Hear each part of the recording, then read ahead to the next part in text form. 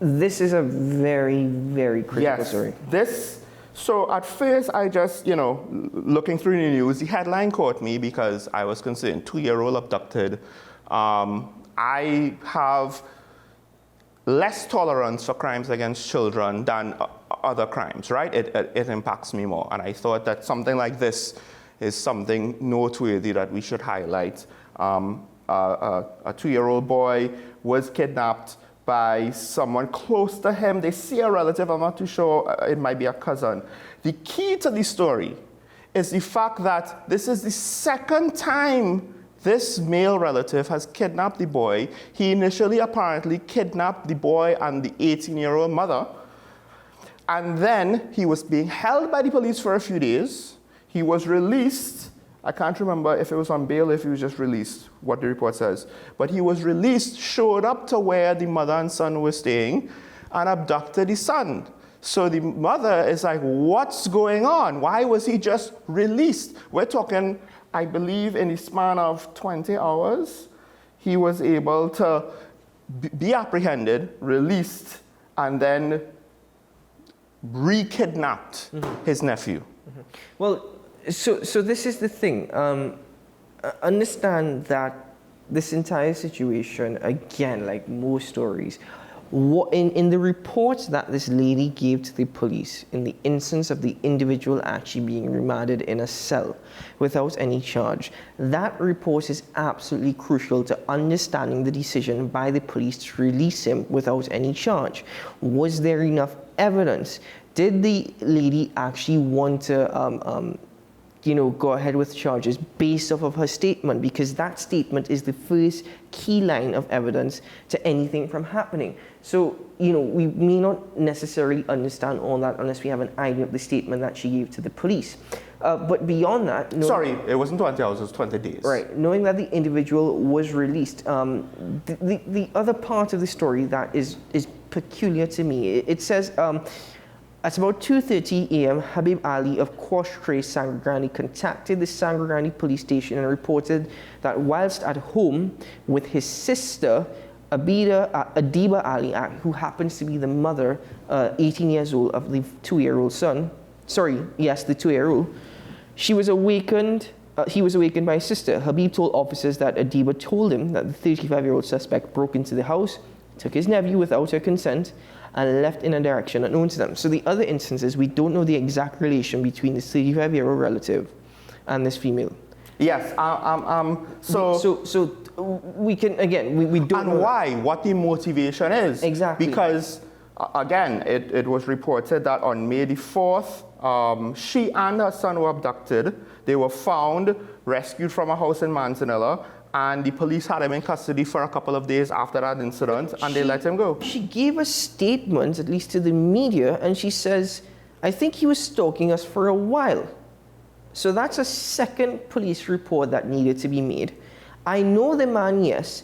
I remembered seeing him standing in the doorway with my son, and I asked him why he taken my son and where he's going. But I was too afraid to follow him and see where he went with my child. I think that's the last kidnapping. But that is very peculiar and odd to me, because instincts will say that no matter what, you're always going to fight for your child. Well, no, I think in this case, if it is the fact that she thought, let me wake up my brother to try to chase after them, and it ended up being... No, but she watched the man literally walk away with the child. That's the thing. So again, I'm not trying to be so harsh on the instance, but you have to understand that me reading this story and analyzing it sounds very peculiar and fishy to me. How you respond in that sort of situation, it's difficult to judge, because like I said, she might not be able to fight off a 35-year-old that has her son in his arms, right? So she might be thinking, look, it's better to get somebody to help me. Unfortunately, in this instance, it might have ended up being the wrong decision because they lost track of the individual. So they have no more leads, so they can't follow up, right? But again, that's a real technical interpretation. I'm not saying that she did the wrong thing. I'm just saying the outcome ultimately, maybe she might have had a better outcome if she chose a different course of action. Maybe. Or maybe it could have ended up worse. No, but we also need to understand why was he released, because obviously there was no evidence, or at least that's what it seems to me, to charge him. But if you knew that he was aware and you were stalking him, he was stalking you guys, that's another police report to be made. Yeah. Now, we've had instances where people say we feel helpless going to the police, it doesn't make sense. But in instances like this, you're now saying the police did not do enough. And I've always said that we kind of need to do our parts. We have everything when we're complaining about the police.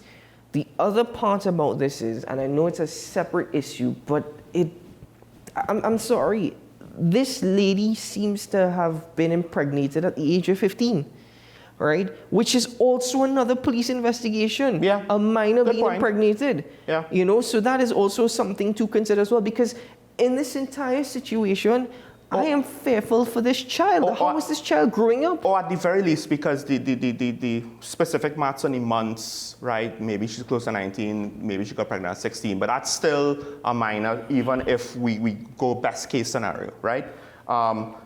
So who the father is, could that be cleared? Does that have anything to do with it? All of that, those are probably due diligence questions, because again, we don't know who this 35-year-old man is. Right? This is, we don't know. So I hope they find this boy, because it's you know, this boy's child. This child, his life is being put in danger by what's going on between these two adults. The thing is, though, I do wonder to what extent, why did the police respond the way they did? And is it that they didn't make certain reports, or is it that the police did not follow through with certain reports? Perhaps they did. Or, again, we don't know the nature of the relationship. So, ladies and gentlemen, you sometimes live in mystery, and it only just creates creative fears in your mind. I truly hope that this 2-year-old boy is found safe, an investigation needs to be conducted swiftly, thoroughly, and if necessary, this child needs to be removed from guardianship of both parents, because it seems to me, at least based off of this reporting, that it's just too peculiar and too odd.